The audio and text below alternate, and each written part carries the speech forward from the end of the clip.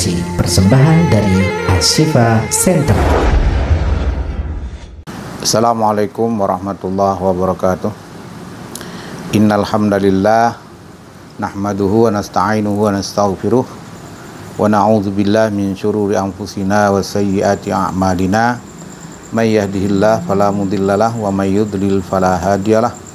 Asyhadu an la ilaha illallah wahdahu la syarikalah wa asyhadu anna Muhammadan abduhu wa rasuluhu la nabiyya ba'dah. Allahumma shalli ala Muhammad wa ala ali Muhammad amma ba'd. Ya ayyuhalladzina amanu taqullaha haqqa tuqatih wa la tamutunna illa wa antum muslimun. Ya ayyuhan nasu taqu rabbakumul ladzi khalaqakum min nafsin wahidah wa khalaqa minha zawjaha wa batha minhuma rijalan katsiran wa nisaa'a wattaqullaha alladzi tasaaluna bihi wal arham innallaha kana 'alaikum raqiba. Ya ayyuhalladzina amanu taqullaha wa qulu qawlan sadida yuslih lakum a'malakum wa yaghfir lakum dhunubakum wa may yuti'illaha wa rasulahu faqad faza fawzan 'azima. Qala Allah Subhanahu wa ta'ala fil Qur'anil Karim, a'udzu billahi minasyaitonir rajim. Ya ayyuhalladzina amanu kutiba 'alaikumusiyam kama kutiba 'alal ladzina min qablikum la'allakum tattaqun. Wa qala Rasulullah sallallahu alaihi wasallam, bunyal islamu ala khamsin syahadatin alla ilaha illallah wa anna muhammadar rasulullah wa iqamis salah wa ita'iz zakah wa shaumi ramadan wa hajjil bait man istata'a ilaihi sabila. Wa qala aidan man shoma ramadan imanan wa ihtisaban ghufira lahu ma taqaddama min dhanbi. Pertama-tama mari kita mengucapkan puji dan syukur kehadirat Allah Subhanahu wa ta'ala yang telah memberikan kepada kita berbagai macam nikmat, rahmat dan karunia-Nya. Wabil khusus adalah nikmat yang mahal yang tidak boleh luput, tidak boleh hilang dari kita adalah nikmat iman dan Islam. Dengan nikmat inilah kita menjadikan hamba Allah Subhanahu wa ta'ala yang selalu hidup dalam kondisi yang tenang, hidup dalam kondisi yang bahagia, dan dengan iman inilah dan Islam inilah kita pulang menghadap Allah SWT sehingga Allah menyelamatkan kita di dunia wal akhirah. Selawat serta salam kepada junjungan kita Nabi kita Muhammad SAW, keluarga, para sahabat, tabi'in, dan kepada kita semua yang pada malam hari ini alhamdulillah kita masih menjadi umatnya Rasulullah SAW. Dan semoga sampai kita menghadap Allah masih menjadi umat Rasulullah SAW. Dan semoga saja kita yang selalu berusaha menegakkan sunnah Rasulullah SAW, dan kita selalu berusaha untuk melafazkan salawat kepada Rasulullah SAW. Semoga insya Allah di akhirat kelak nanti dengan izin Allah SWT kita sebagai umatnya mendapatkan syafaat dari Rasulullah SAW. Hadirin yang dimuliakan Allah SWT, pada kesempatan ini saya akan menyampaikan hal-hal yang berkaitan dengan masalah Ramadan. Insya Allah tidak lama lagi, kalau hari ini tanggal 8 Maret ya, insya Allah tanggal 11 Maret kita akan masuk ke dalam satu Ramadan. Nah, berkaitan dengan itu maka perlu beberapa hal yang perlu kita sampaikan dalam kesempatan ini agar kita lebih mendalami masalah Ramadan dan lebih termotivasi kedatangan Ramadan bagi kita, dan kita mudah-mudahan insya Allah di bulan yang suci itu kita sehat, diberikan kemudahan, kekuatan, kesabaran oleh Allah SWT untuk kita saum di bulan Ramadan. Perintah saum dalam Al-Quran itu sebagaimana kita sudah maklum bersama, yaitu dalam Al-Quran surat Al-Baqarah ayat 183 Allah berfirman, Ya ayyuhalladzina amanu kutiba alaikumusiyam kama kutiba alal ladzina min qablikum la'allakum tattaqun. Ini adalah nas ataupun dalil dari perintah untuk kita bersaum. Nah, jadi setiap perintah Allah Subhanahu wa ta'ala itu harus didasarkan kepada dalil dan juga harus didasarkan kepada contoh yang diperlihatkan, yang telah dicontohkan oleh Rasulullah SAW. Dalam ayat ini Allah SWT menyampaikan kepada kita ya bahwa ada satu bulan dalam satu tahun namanya Ramadan. Ya. Nama bulan itu namanya bulan Ramadan. Di dalam bulan Ramadan itu ada perintah kepada kaum muslimin yang mumayyiz atau baligh, ya, itu yang sudah sampai umur, ya, sebagai seorang muslim ada kewajiban, ya, dan diberikan yang datangnya dari Allah SWT, yaitu saum. Jadi hanya orang yang berimanlah yang akan mampu untuk saum.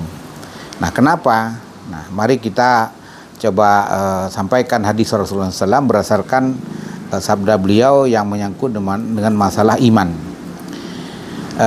Kalau Rasulullah SAW, ya, bersabda Rasulullah SAW, al-imanu, iman itu at-tasdiqu bil qalbi, ya, meyakini Allah, adanya Allah dalam hati, ya, wa qaulu bil lisan, mengikrarkan dengan lidah, wa amalu bil arkan, ya, kemudian mengerjakan dengan segala kemampuan potensi yang ada pada diri kita terhadap perintah-perintah Allah Subhanahu wa taala. Nah, yang pertama tadi meyakini Allah Subhanahu wa taala, Allah itu ada.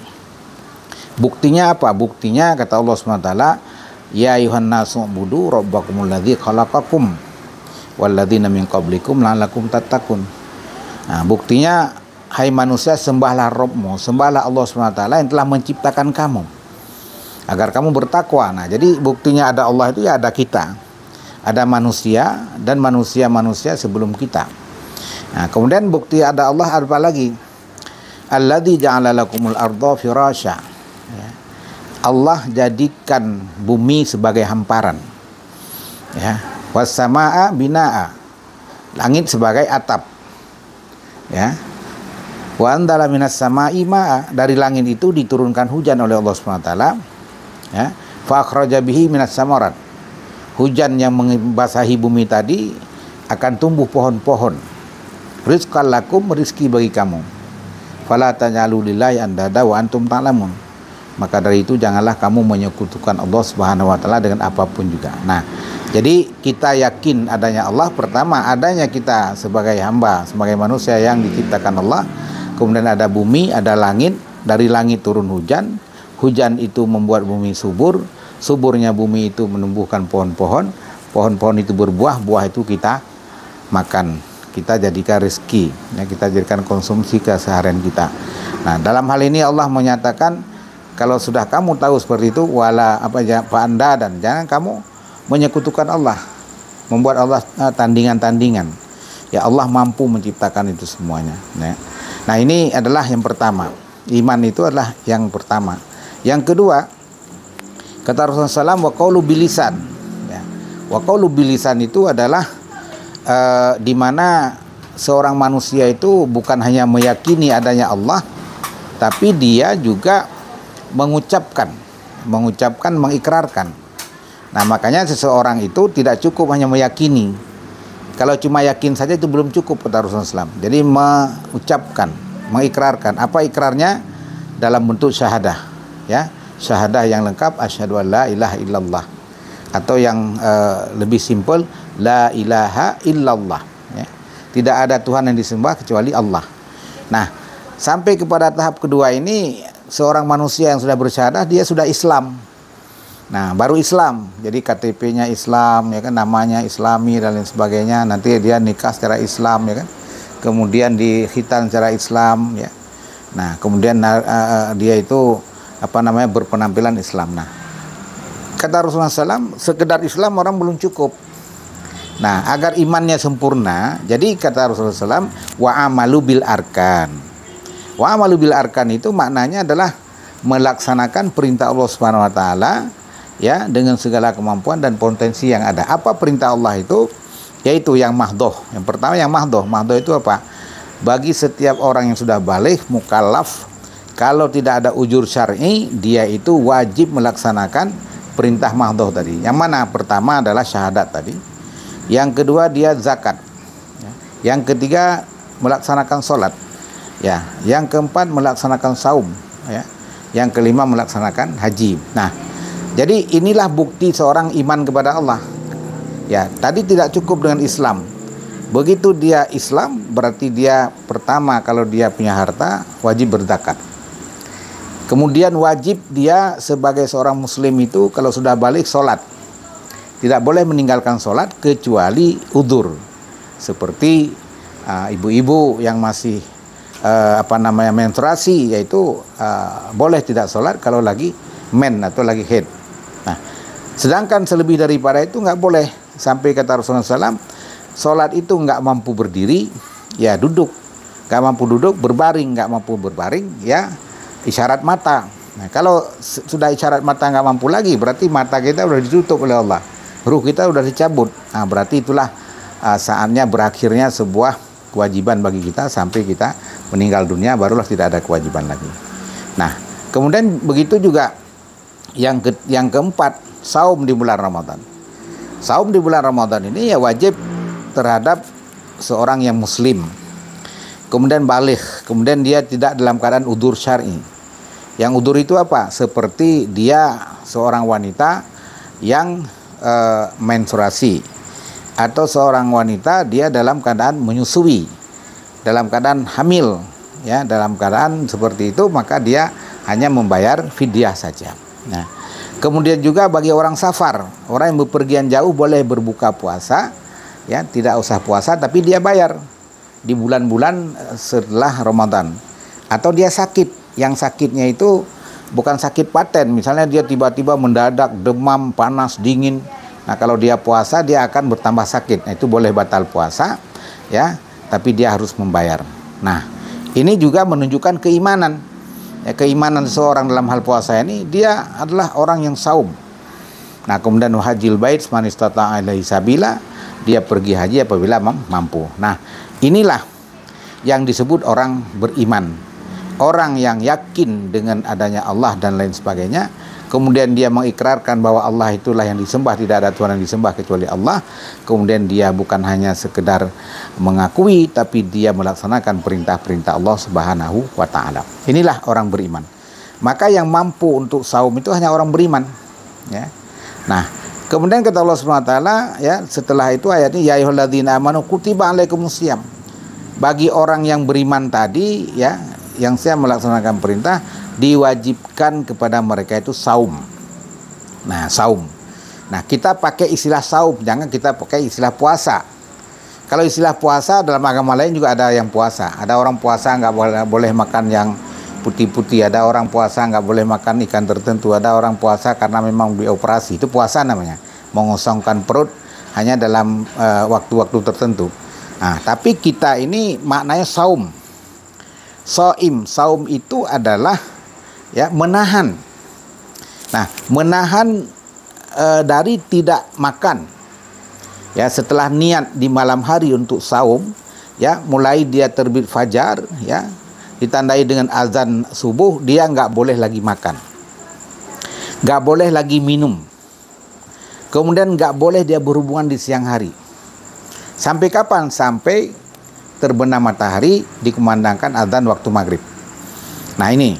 Nah, walaupun tadi makanan itu kita sudah mencari capek-capek selama 11 bulan, ya, mungkin makanan itu makanan enak, lezat, ya, tapi ketika Allah SWT mengharamkan makanan yang kita cari itu, yang tadinya halal, Allah haramkan pada siang hari di bulan Ramadan, ya kita nggak akan makan apapun namanya, walaupun itu mahal, enak, lezat dan lain sebagainya.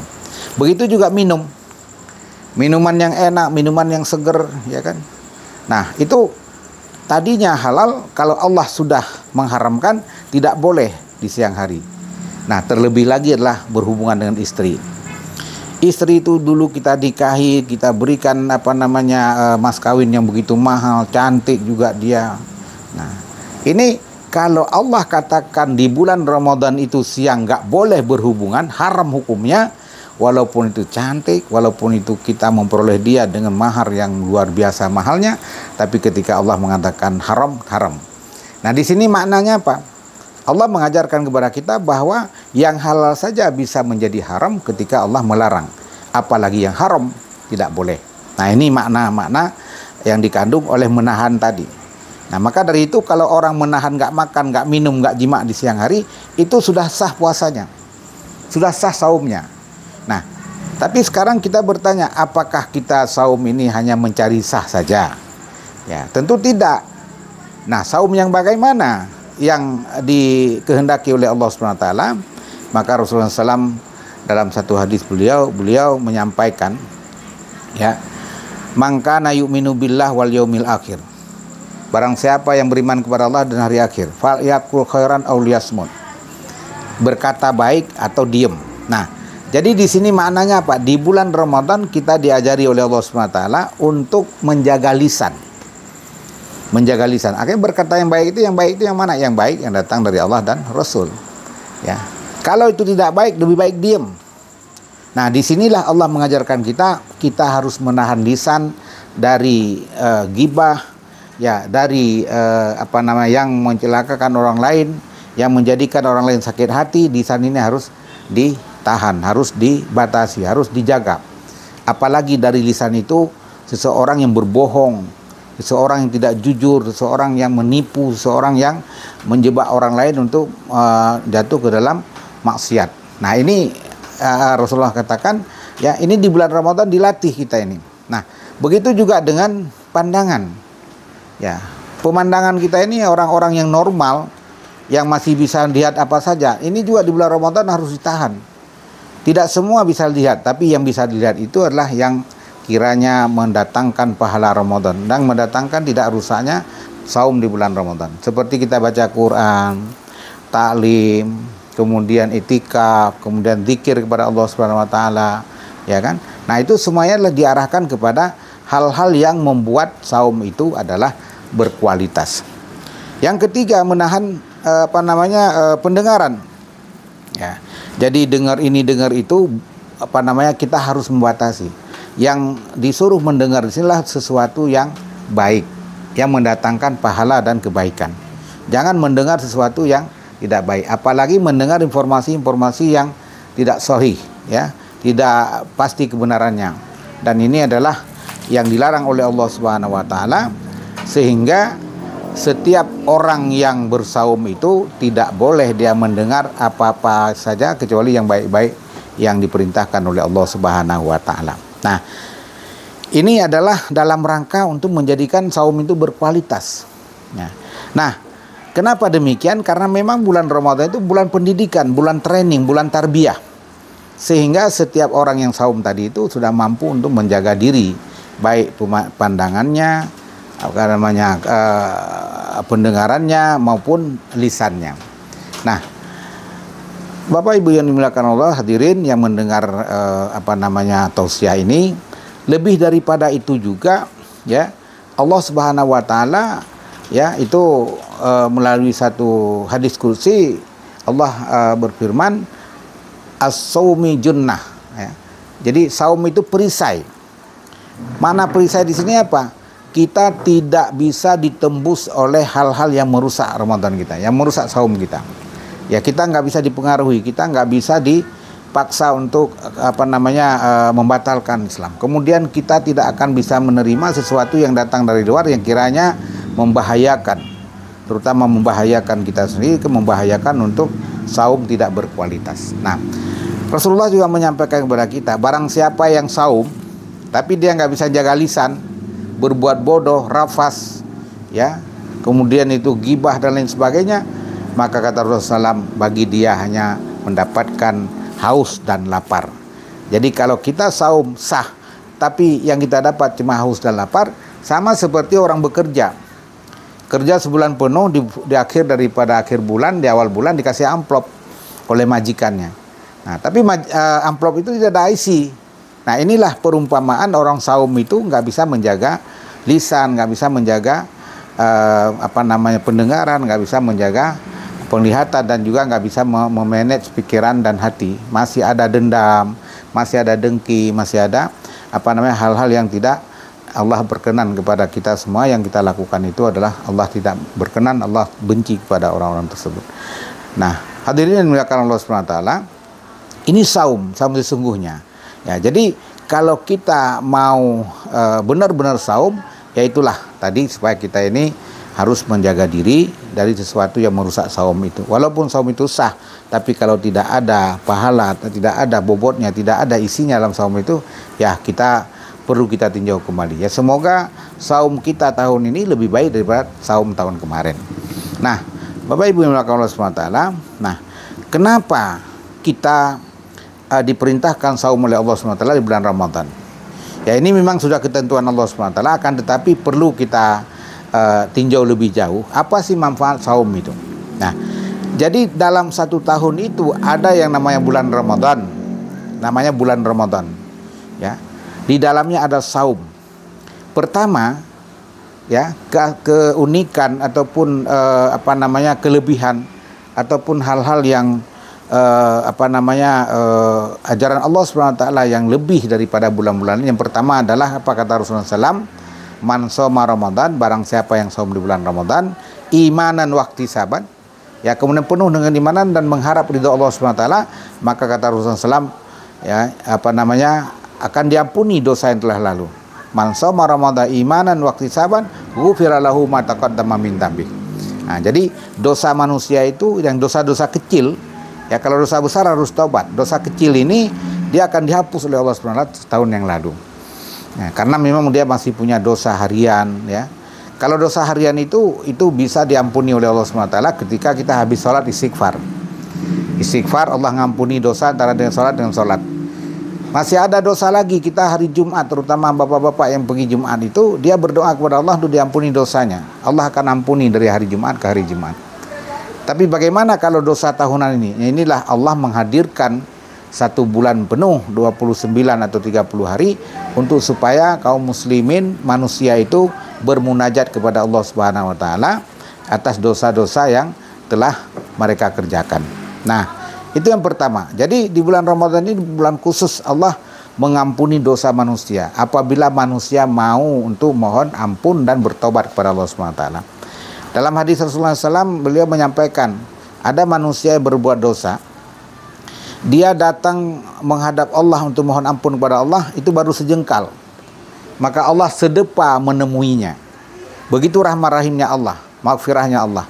Kemudian yang kedua, apabila seseorang hamba Allah, manusia itu, kaum muslimin datang kepada Allah dengan berjalan untuk mohon ampun kepada Allah, maka Allah berlari akan menemuinya. Nah, disinilah rahmat rahimnya Allah. Jadi kalau kita mau mohon ampun kepada Allah, mau taubat, maka Allah akan mengampuni dengan segera. Maka dari itu kaum hadirin yang dimuliakan Allah Subhanahu wa taala, mari kita manfaatkan Ramadan itu sebagai sarana untuk kita mohon ampun kepada Allah Subhanahu wa taala. Kemudian kelebihan juga dalam bulan Ramadan itu Allah Subhanahu wa taala menutup pintu neraka, membuka pintu surga. Nah, kok bisa? Ya, kemudian membelenggu setan-setan. Nah, yang mana siapa yang akan mendapatkan kemurahan Allah ini? Bagi orang yang mampu menahan diri. Orang yang tidak saum di bulan Ramadan, otomatis dia sudah membuka pintu neraka. Orang yang saum di bulan Ramadan penuh dengan kehati-hatian tadi, menjaga segala macam yang merusak saum, maka Allah akan bukakan pintu surga pada dia. Dan setan dibelenggu. Bagaimana setan dibelenggu? Setan tidak akan mampu menggoda manusia yang saum. Yang saya katakan tadi adalah junnah, as-saum junnah. Yaitu puasa itu, menahan diri itulah perisai. Tidak gampang diajak oleh orang-orang kepada kemaksiatan dan kemungkaran. Ketika orang ingin menghadapi dia, ingin melawan dia, dia katakan saya sedang saum. Nah, jadi di sini tidak tembus dalam diri seorang yang saum itu ya untuk digoda oleh setan. Ya, maka setan itu terbelenggu dengan sikap kita yang saum itu, kita yang akan ini. Nah, mungkin orang bertanya, kok di bulan Ramadan masih ada maling, kok masih ada copet, kok masih ada yang lain-lain kejahatan? Ada. Siapa yang melakukan itu? Orang tidak saum. Nah, orang tidak saum inilah membuka pintu neraka buat dirinya sendiri. Tapi kalau orang saum itu menutup pintu neraka buat sendiri-sendiri, kemudian Allah buka pintu surga untuk masuk dalam surga, dan setan itu tidak mampu menggoda dia. Alias dia apa yang dituntun oleh Allah di jalan yang baik. Nah, kemudian di bulan Ramadan itu juga ada satu malam yang dikatakan oleh Allah SWT adalah malam di mana ada kemuliaan di dalamnya. Ya, ada kemuliaan di dalamnya. Maka dari itu kita cari malam kemuliaan itu, ya. yaitu malam yang disebut oleh Allah, inna anzalnahu fi lailatul qadar. Sesungguhnya aku menurunkan Al-Quran itu di malam kemuliaan. Wa ma adraka ma lailatul qadar, apa malam kemuliaan itu? Lailatul qadri khairum min alfi syahr. Ya, malam itu lebih baik daripada 1000 bulan. Ya. Tanazzalul malaikatu waruh, ya, kemudian malaikat turun ke bumi, ya, fiha bi'izni rabbihim min kulli am, ya. Jadi ke bumi itu dengan perintah Allah SWT untuk mengurusin semua urusan, ya, sampai dengan waktu fajar, ya. Inna anzalnahu fi lailatul qadri wa ma adraka ma lailatul qadr, lailatul qadri khairum min alfi syahrin tanazzalul malaikatu waruh fiha bi'izni rabbihim min kulli amr salamun hiya hatta matla'il fajr. Nah, disinilah yang kelebihan yang paling utama adalah di bulan Ramadan adanya Lailatul Qadar. Ini tidak ada di malam-malam lain, di bulan-bulan yang lain di luar bulan Ramadan. Maka Rasulullah SAW memberikan satu kode, satu tanda, satu waktu. Kata Rasulullah SAW, Lailatul Qadar itu bisa saja malam 21, bisa saja malam 23, bisa saja malam 25, bisa malam 27, dan bisa juga malam 29. Nah, maka dari itu orang-orang yang kepingin mendapatkan Lailatul Qadar di malam-malam itu terutama, dia akan beribadah kepada Allah SWT. Maka di situ ada Rasulullah SAW mencontohkan tuh itikaf di 10 terakhir. Nah, karena apa? Karena kalau itikaf atau zikir atau ibadah apa saja di satu malam itu kita dalam kondisi ibadah, ya, itu semuanya amal kita itu dilipat gandakan oleh Allah SWT bagaikan kita beribadah 1000 bulan atau 83 tahun. Ini luar biasa dan tidak ada di bulan-bulan yang lain. Nah, inilah kekhususan, ya, kelebihan bulan Ramadan dari bulan-bulan yang lain. Nah, agar kita termotivasi, maka ketika masuk bulan Ramadan kita sambut dengan gembira. Kenapa? Yang pertama, Ramadan itu dengan saumnya kita Allah mengampuni dosa-dosa kita. Yang kedua, Allah tutup pintu neraka, Allah buka pintu surga, dan Allah belenggu setan-setan bagi orang yang saum. Dan yang keempat itu adalah di mana ada malam kemuliaan Lailatul Qadar. Barang siapa yang mendapatkan Lailatul Qadar, maka apapun yang dilakukan atas nama kebaikan itu dilipat gandakan menjadi 1000, bagaikan ibadah 1000 bulan atau 83 tahun. Nah, maka dari itu bagi kita yang tadinya mungkin masih kurang pengetahuan tentang Ramadan ini, maka ketemu dengan Ramadan nanti kita berdoa kepada Allah, ya Allah, berikan kami umur dengan kehendak-Mu di bulan Ramadan. Berikan kami kekuatan, berikan kami kesehatan, berikan kami kesabaran untuk melaksanakan saum di bulan Ramadan. Ya, sehingga nanti kata Rasulullah SAW, barang siapa yang saum di bulan Ramadan, ya, kemudian dia menegakkan qiyamul lail, ya, ibadah-ibadah. Nah, itu nanti Allah mengampuni dosanya dan keluar dari bulan Ramadan itu di hari 1 Syawal, hari fitri, ya, dia seorang yang bagaikan bayi yang baru dilahirkan. Nah, apabila itu kita dapatkan, maka andai kata Allah SWT memanggil kita dalam kondisi yang demikian itu, mudah-mudahan kita husnul khotimah dan Allah masukkan kita dalam surga yang Allah SWT. Khusus bagi orang yang saum itu adalah Ar-Royan. Ar-Royan itu adalah satu pintu surga yang dibuka oleh Allah SWT khusus bagi orang-orang yang saum di bulan Ramadan. Nah, maka dari itu, dari tausiah yang singkat ini, kita saling nasihat-menasihati. Marilah kita diri kita ini untuk menyongsong bulan Ramadan ini dengan penuh kesadaran, penuh keimanan, karena di dalamnya ada kebaikan-kebaikan. Dan juga jangan kita biarkan keluarga kita itu nggak saum, padahal dia nggak ada halangan, nggak ada udzur syar'i. Anak kita, istri kita, cucu kita ada di rumah yang sudah wajib melaksanakan Ramadan saum, maka kita perintahkan jangan sampai mereka tidak saum, ya. Begitu juga teman-teman kita, mungkin ada yang kerja di kantor, mungkin ada yang kerja punya warga, ya, di dalam satu komunitas, sampaikan bahwa saum itulah wajib. Saum itulah bagi orang yang beriman, dan saum itulah wajib bagi orang-orang yang sudah Islam. Nah, semoga Allah SWT memberikan kepada kita kekuatan, kesabaran, dan kemampuan untuk saum. Moga-moga kita mohon kepada Allah SWT, semoga saum kita tahun ini lebih bagus dari saum yang telah lalu, dan kita menjadi orang yang bertakwa. Nah, jadi goal daripada saum itu adalah takwa. Apa itu takwa? Di dalam surah Al-Imran ayat 134, Allah jelaskan, orang takwa itu alladzina yunfikuna fis-sarra wad-dharra. Orang bertakwa itu adalah orang yang sosial, orang punya dermawan. Dia akan berinfak hartanya baik dalam kondisi dia lapang maupun sempit. Nah, kalau lapang artinya banyak harta, tapi kalau sempit masih bisa dia bersedekah, walaupun hanya 1.000 perak. Atau mungkin dia berzikir setelah sholat, dia bersedekah juga. Atau dia melemparkan senyum kepada saudaranya, atau dia menyingkirkan duri, atau membantu orang yang kesulitan, itu juga sedekah. Artinya di sini dia nggak bisa berbuat dengan harta, tapi dia bisa berbuat dengan tenaga. Ini orang bertakwa. Kemudian kata Allah lagi, orang bertakwa itu wal qadhiminal ghaid, orang yang mampu menahan amarah. Nah, jadi mampu menahan amarah ini apa? Kita sudah saatnya pantasan kita marah, tapi karena kita berpuasa, di sini Allah mengajarkan, jadilah kamu orang bertakwa, janganlah jadi kamu orang yang suka marah-marah. Ya, marah boleh, tapi jangan marah-marah. Nah, jadi marah itu ada tempatnya. Yang diperbolehkan oleh Allah adalah marah ketika orang itu berbuat maksiat, berbuat mungkar. Nah, tapi jangan marah-marah setiap hari kalau kita menghadapi hal-hal yang seharusnya sabar, tapi kita marah-marah. Jadi di sini orang bertakwa itu bisa meredam emosi dan bisa untuk selalu menampilkan diri, selalu menyejukkan, tidak marah-marah.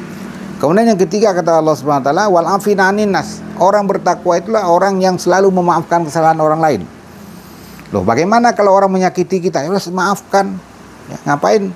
Ya kan, kalau kita maafkan. Ini adalah posisi yang paling mulia di hadapan Allah Subhanahu wa taala, orang yang memaafkan, bukan orang minta maaf. Nah, jadi di sini tidak ada istilah saya kan bapak, dia kan anak, dia ada minta maaf sama saya. Nggak harus begitu. Yang mulia isi Allah itu adalah orang yang memaafkan. Ya, begitu juga dengan istri, dengan suami dan lain sebagainya, memaafkan kesalahan orang lain. Nah, inilah di antara ciri orang yang bertakwa. Jadi setelah Ramadan itu orang menjadi pemurah, dermawan, berinfak, bersedekah, berzakat kalau dia punya harta. Kemudian dia orang yang bisa meredam amarah, tidak dikit marah, dikit-dikit marah. Nah, kemudian yang selanjutnya wal afina anin nas, memaafkan kesalahan manusia segala mungkin. Nah, jangan dirapel nanti bulan 1 Syawal Lebaran itu baru maaf-maafan. Enggak. Maaf-maafan itu adalah seketika kita merasa salah, kita mohon maaf. Seketika orang lain salah dengan kita maafkan saja sudah. Nah, kemudian selanjutnya dalam Ali Imran 135, ciri orang bertakwa itulah walladzina idza fa'alu fahisyah. Ya. Orang yang membuat yang keji, au dalamu anfusahum, atau mendolimi diri sendiri, fastaghfaru lidzunubihim. Nah, orang yang begini ini menyesal, kemudian dia mengingat Allah dan mohon ampun kepada Allah Subhanahu wa taala. Walam yaghfiru dzunuba illallah, siapa lagi yang mengampuni kalau bukan Allah. Walam yusiru wala ma fa'alu wa hum ya'lamun, dan dia akan tidak meneruskan perbuatan-perbuatan yang keji dan yang mendolimi diri sendiri. Nah, inilah. Nah, jadi ciri-ciri orang bertakwa itu tadi berdasarkan surah Ali Imran 134, ya, menjadi orang dermawan, menjadi orang pemaaf, menjadi orang tidak suka marah, dan yang paling pentinglah orang itu adalah apabila dia melakukan perbuatan dosa, dia tidak menunda-nunda mohon ampun kepada Allah, dan dia langsung menyesal akan perbuatan itu. Kemudian Allah pasti akan menerima taubatnya. Taubat manusia diterima oleh Allah Subhanahu wa taala batasnya adalah pada sampai sakaratul maut. Jadi kata Rasulullah, nah, itu adalah batas diterima taubat. Kalau sudah sampai di situ kita nggak mau taubat, berarti kita apalagi yang dosa besar, maka Allah tidak akan mengampuni lagi dan Allah akan melemparkan orang itu dalam neraka. Nauzubillah min dzalik. Nah, demikianlah yang dapat saya sampaikan. Ya, walaupun sedikit, mudah-mudahan membawa manfaat kepada kita semua. Wabil khusus teman-teman yang tergabung dalam jamaah ya rutin yang istiqomah dengan yayasan Ashifa Center di bawah bimbingan Bapak Haji Baharudin dan istri dan keluarga. Semoga Ashifa ini mudah-mudahan insya Allah menjadi sebuah sarana untuk mendakwahkan kebaikan-kebaikan kepada siapa saja. Mari kita dukung program-program Ashifa ini, sehingga insya Allah informasi-informasi dan syiar-syiar Islam ini bisa kita ikuti lewat Ashifa Center, wabil khusus kepada teman-teman yang tunanetra dan juga terbuka bagi yang lain walaupun tidak tunanetra. Demikian yang dapat saya sampaikan. Yang benar dari Allah dan Rasul, yang salah dari kita semua, saya pribadi mohon dimaafkan. Ya, selamat untuk menunaikan ibadah puasa nanti, semoga Allah memberikan kekuatan. Kita tutup dengan doa di akhir pertemuan kita. Subhanakallahumma bihamdika asyhadu an la ilaha illa anta astaghfiruka wa atubu ilaik. Assalamualaikum warahmatullahi wabarakatuh. Ashifa Center.